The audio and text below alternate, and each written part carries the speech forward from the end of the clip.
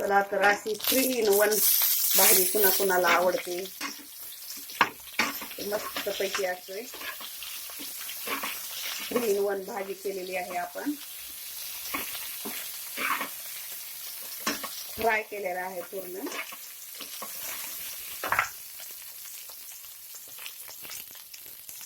यामध्ये मीठ टाकून घेऊता. थोडंसं लाल तिखट टाकून घ्यायचं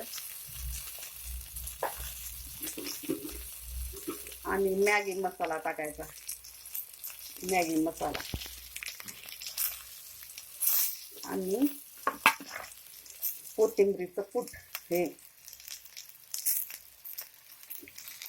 शेंगदाण्याचं कूट टाकून घ्यायचं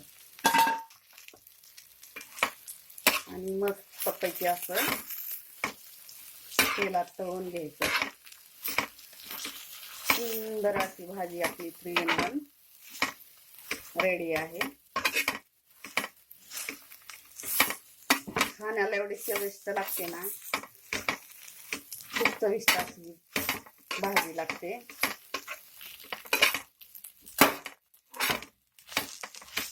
आपली 3 in 1 भाजी रेडी आहे.